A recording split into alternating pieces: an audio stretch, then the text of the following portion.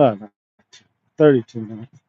And I'm going to talk about the future of faith, religion, spirituality, um, or whatever. So, thought came to mind. I'm walking in the parking lot of a mega church.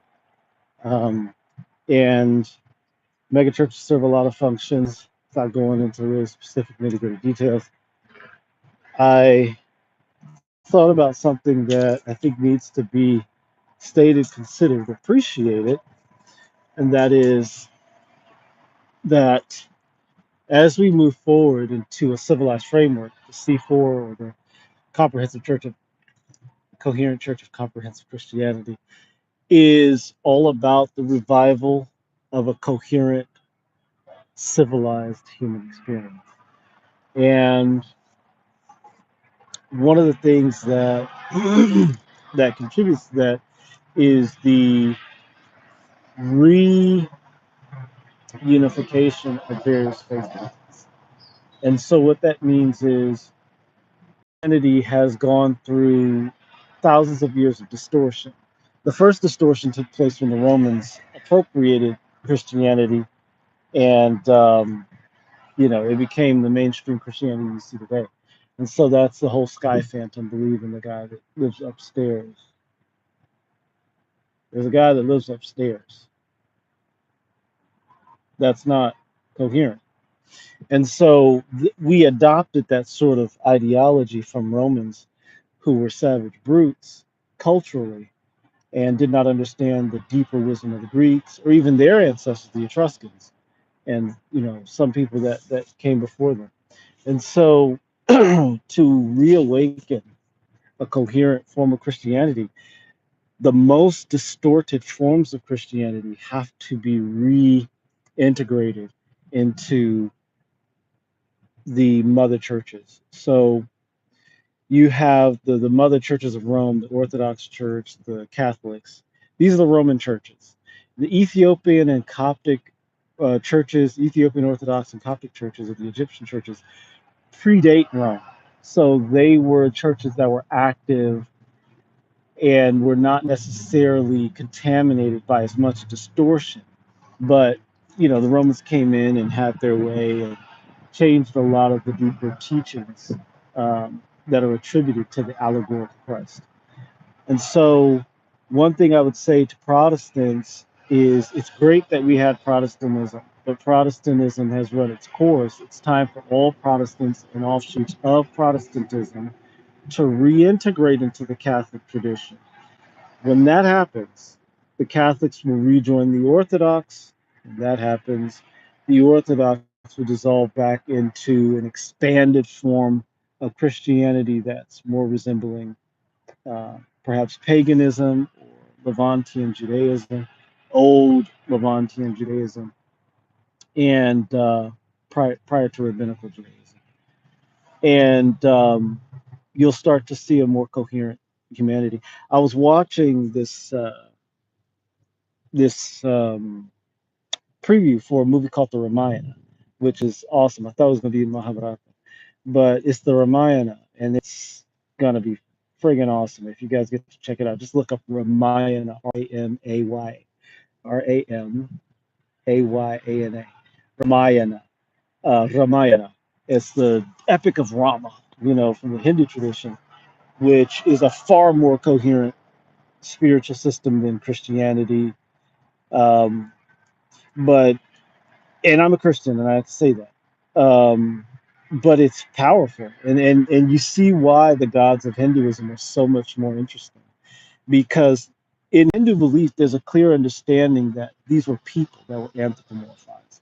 These were human beings made of flesh and blood, like you and I, that became gods over time, or they're allegories. And I think a lot of Hindus at least appreciate that. Um, and in ancient times, prior to the Roman takeover of Christianity, that was true of Christians. They understood that Moses and all these others were allegorical figures. Moses might have been a historical guy, but a lot of the characters that you find in the Christian ethic that filtered into Islam and others, a lot of them are loosely based on real people, and they're just allegories. And so I say check out the Ramayana. Really, I saw the previews for that. I was like, oh, movies are kind of getting good again. So it's probably all in Hindi, which is good. All right. So anyway, what I was talking about. So the reunification of Christianity. Christianity has to dissolve. The Coherent Church of Comprehensive Christianity says, let's bring all the old churches back together. And when that happens, when all the Protestants stop their malarkey, because most of Protestantism had its value, but it was the worst form of distortion of the biblical teachings. So Catholicism distorted it enough, all right, because they were just Romans. So were the Orthodox. Orthodox and Catholics are the are kind of the fulcrum of distortion of Christianity. And then you have like the Protestants, which are completely out of their minds, and then you have the evangelicals, which goes to a deeper level of psychosis. Jesus is Lord. He loves you. He's waiting in the sky for you. Like there's nothing in the Bible that indicates that, and it's very clearly understood that way. But um, we've gone so far left, and the evangelicals will scream because it's like, left. We're the right wing. No, you guys are far left. We've gone so far left, meaning so far distorted, that there are people that actually believe in, talking snakes and all of these things. And this is just because you have layers and layers and layers and layers of misinterpretation. And you have the furthest insanity of that with groups like the Seventh-day Adventists who believe that Jesus is actually going to come back out of there. Okay. And this is no, look, I'm not just shitting on the Adventists or some of the other distorted offshoots of Protestantism, but the disclosure movement. Aliens are going to come, and then the government's going to disclose it, and we're all going to live in a world of peace. It's the same ideology. It's humans outsourcing their ability to create a better life to some sky phantom or to something that may come outside of it, and that's fine. That's totally fine. What we're doing here is different. We're saying that we have the power to take charge of our existence, our lives, and create coherent satisfaction. That is the basis of civilization. It's not, waiting for a sky daddy. It's not magic man walking on water. It's not talking snakes. Okay. And look, I just talked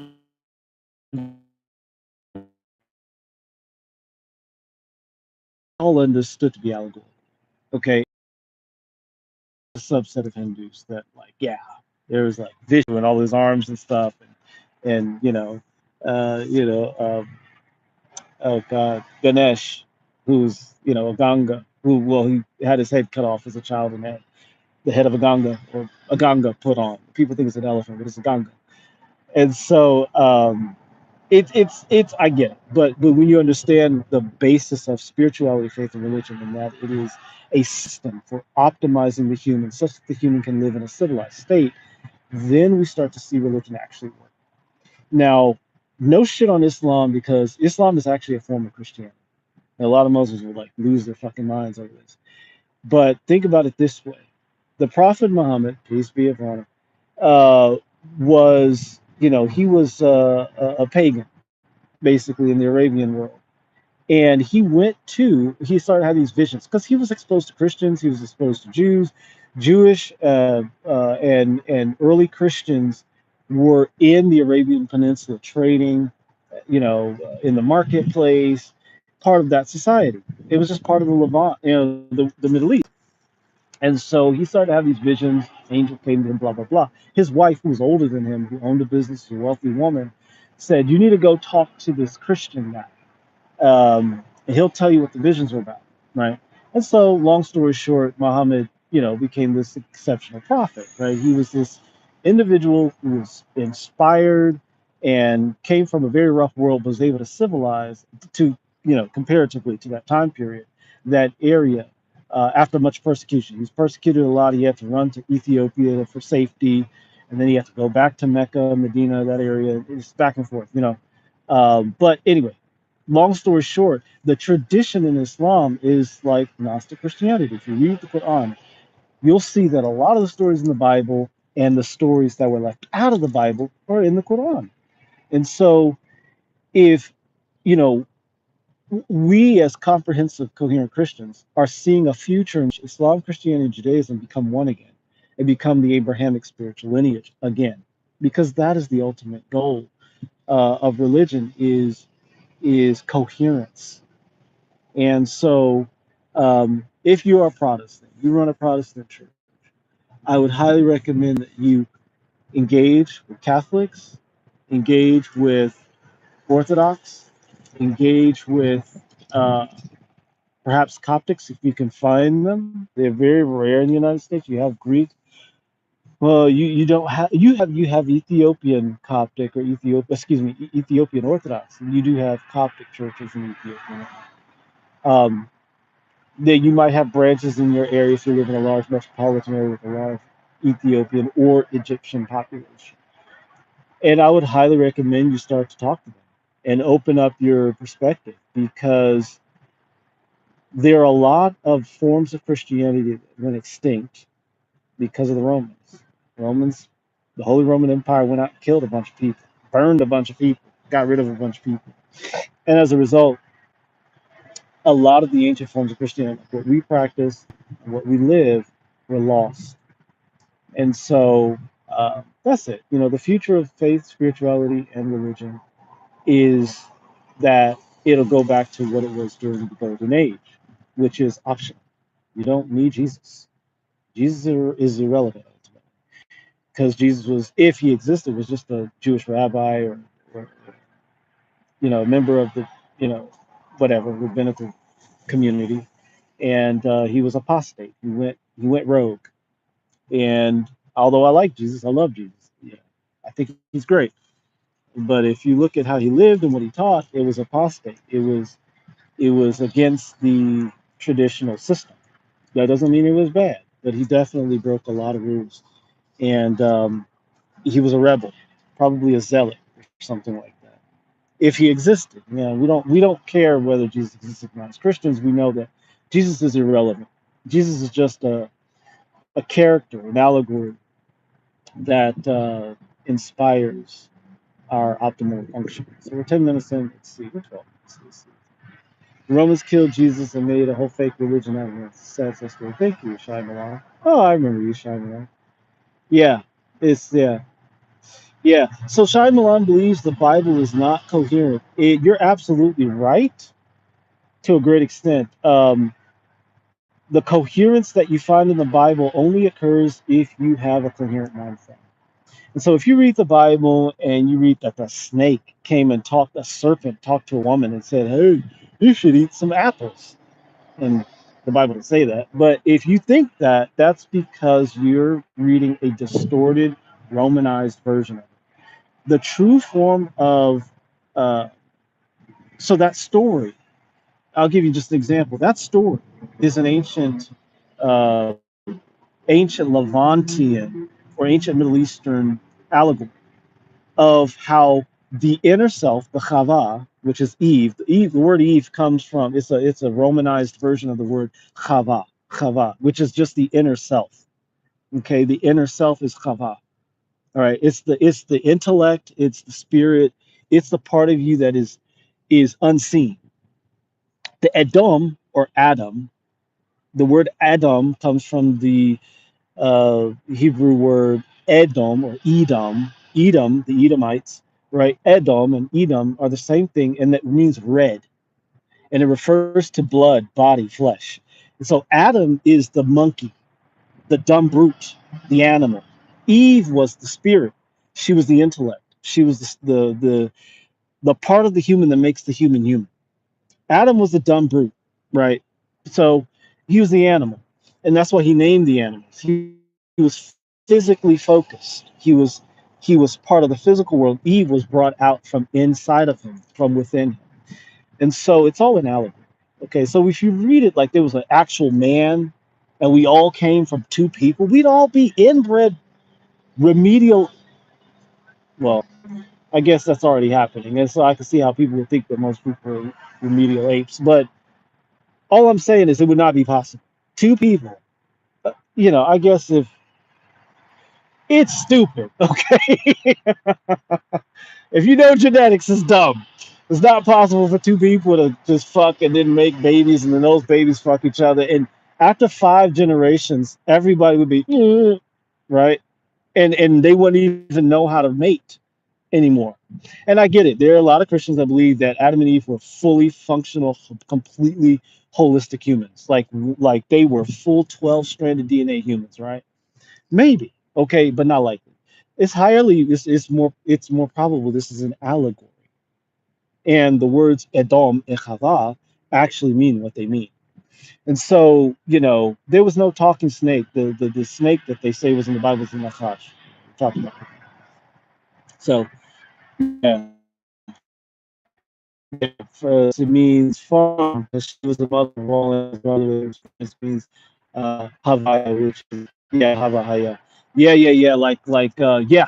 And you see, Shai Milan is talking about some of the other meanings of Hava or Eve, and and uh, and it's translated as Chava in the Strong's Concordance, but it can be Hava because Hebrew and English, sometimes they transliterate Hebrew to English in weird ways, but I don't know if there's a really universal transliteration. But maybe perhaps there is. I'm just not aware of it. But yeah, so yeah, you're right, Shyamalan. The Bible is incoherent because of the Roman distortion. And think about it this way: the Romans, uh, again, I always call them savage brutes. Um, there's a lot going on and on forever about the Romans. I won't. That in order for Christianity to have coherence again, the Protestants, the evangelicals, the charismatics, Adventists, Jehovah's, in the sense that they have to say, okay, let's say an Adventist person says, okay, I'm Seventh Day Adventist, and I believe that Sabbath is the Lord's day, Saturday Sabbath is the Lord's day, and I shouldn't eat pork and that stuff, and Jesus is going to come back, blah, blah, blah. Okay. Well, that's fine. That's your spiritual path, all right? But it's no more legitimate than a Catholic who thinks it's okay to pray the rosary, or an Orthodox who venerates the Theotokos. It's all fine. Or a Christo Luciferian who sees Lucifer as the shining one and the expression of Christ in that form, right? Because Lucifer is actually listed as one of the Christs in Zephaniah, believe it or not. A lot of people don't know that. It's so weird. The Bible's really weird. But if you really read it and you understand that at its core, it's a system, a pagan system, pagan. I'm going to say it again. It's a pagan compilation that was designed to help humanity become civilized again. Then that perspective will help you to understand why the Bible is so weird and doesn't make sense. And then it will start to make sense. And then you start to say, oh, this is just allegory, or this is a double entendre, or this is uh, a parable, or whatever. This is a metaphor, or this is ancient astrological predictive science, you know, or this is a guy on mushrooms that saw a dragon and a bunch of women walking, riding lions and stuff. John of Patmos, he probably ate some mushrooms and had those revelations in the apocalypse of John, the book of Revelation. So, again, we don't have truth. I always have to say this: we don't have truth. We don't profess to have any transcendental truth. We just say that this is our perspective. We find that it works, and we would say test it. Don't take what I'm saying for truth. Go and find your evidence. If what I'm saying resonates with you, don't accept it. Go and say, okay, this guy said that the word Eve comes from the Hebrew word Chava, which means inner self. Well, you've got to go and read Strong's, and you've got to do a deep, esoteric exploration of that. You got to do it for yourself. So you can find it for yourself. Test to see that this is valid. If it's not valid, completely dismiss it. Like, what I'm saying is complete bullshit if it doesn't vibe with what you find to be true. And you have to find that for yourself. This whole church, the C4, is Christo-Luciferian in its philosophical frame, in the sense that we're Christo, in the sense that we know we are Christ. Christ is a pattern, it's a process in the human brain in which the human becomes more coherent. Lucifer is the light bringer.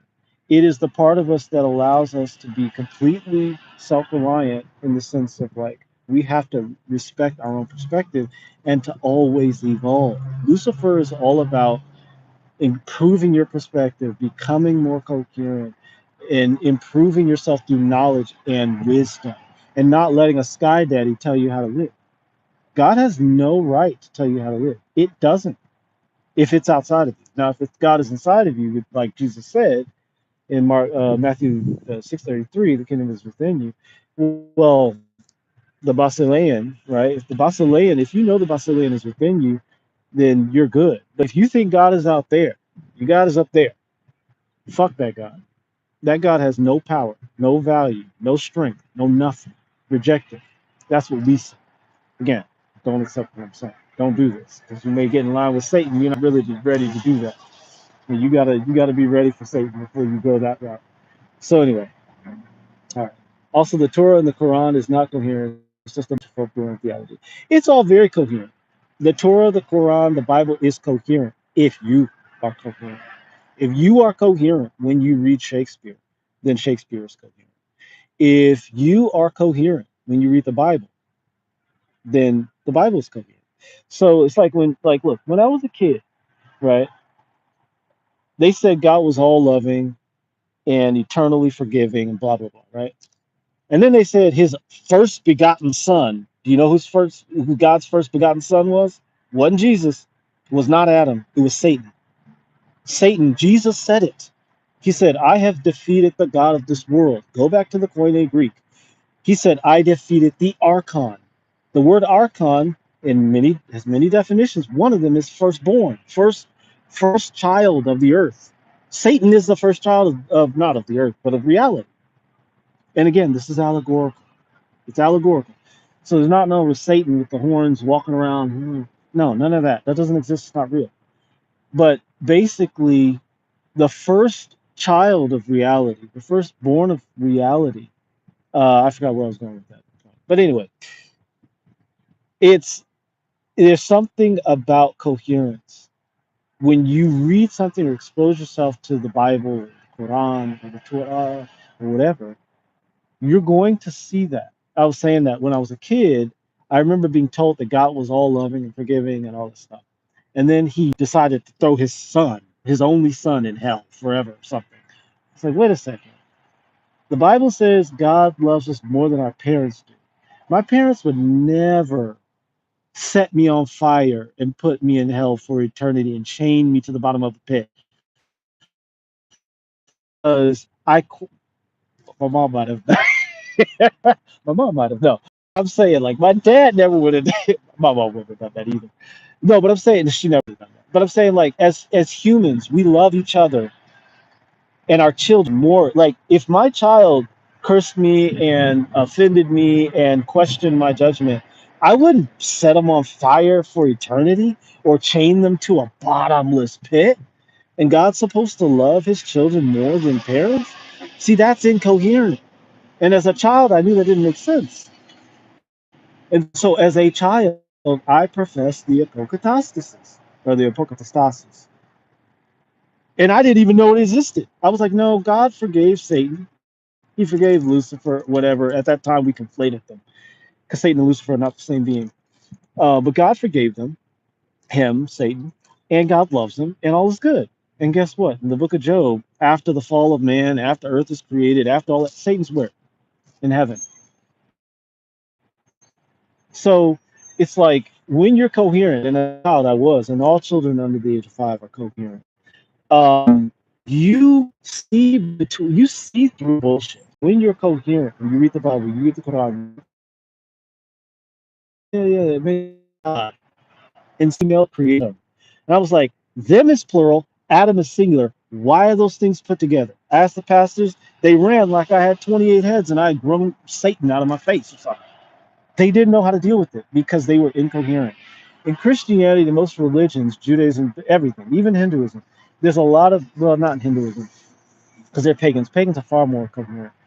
Um, but in the monotheistic Abrahamic children, you have a lot of cognitive dissonance. The Jews are more coherent as well, unless you get into the like rabbinic. Some of the Hasidic Jews are not, but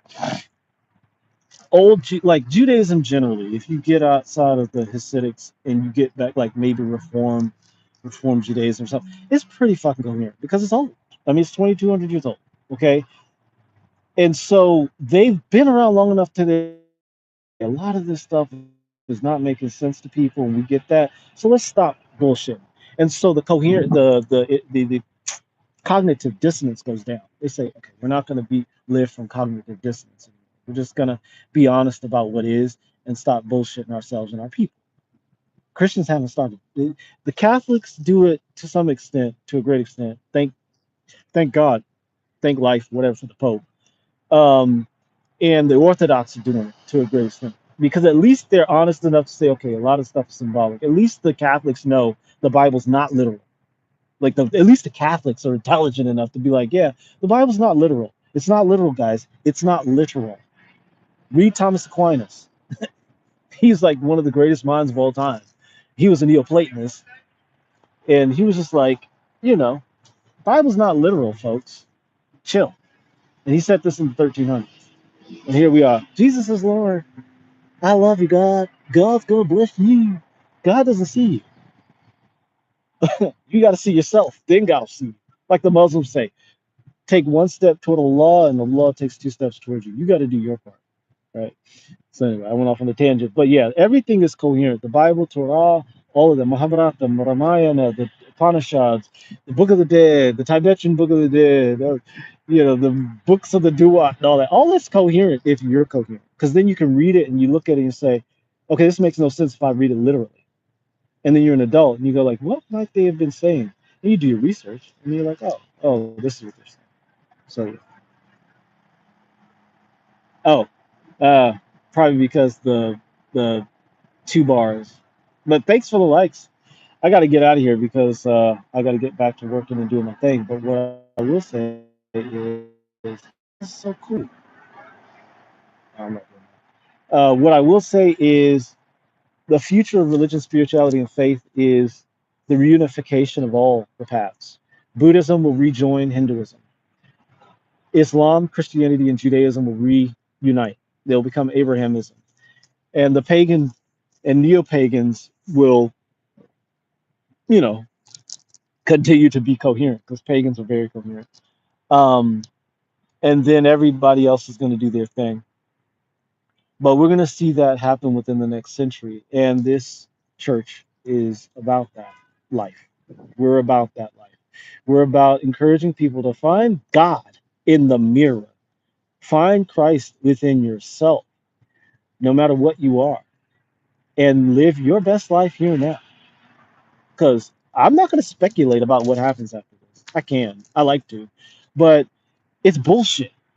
We don't fucking know. If you die tomorrow, who knows, right?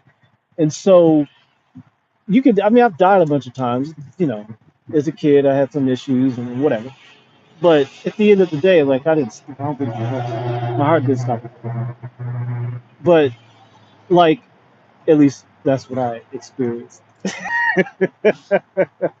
All I'm gonna say is you got to make this life good in the best way you can, and so that's the whole focus of our of the Coherent Church of Comprehensive Christianity, or the C4 Collective. And we'll continue to put out. Continue to put out stuff that encourages people to take their own path and to create their own lives, because we understand that coherent people that live from satisfaction are not going to drop bombs on other people's children. They're not going to stand for homelessness. They're not going to allow the gross, diabolical disparities of suffering in the world for the vast majority of the species. They're not going to allow that. And they're going to do their little part to make sure that doesn't happen. Whether that's writing a book, whether that's doing a YouTube channel, whether that's working with AI, or starting a tech company, or becoming a physician or a nurse or an ethical harlot. Yes, I said it. Look up my videos on ethical harlotry. We need to bring it back. So everybody's going to do their part, is what I'm saying.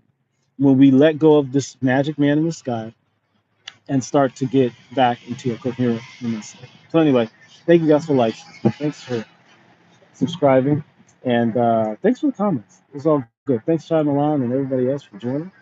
Yeah, yeah. Yeah, and Nathan and Jakubo. That's a good. Oh, Yakuko. That's good. Anyway, stay Apex.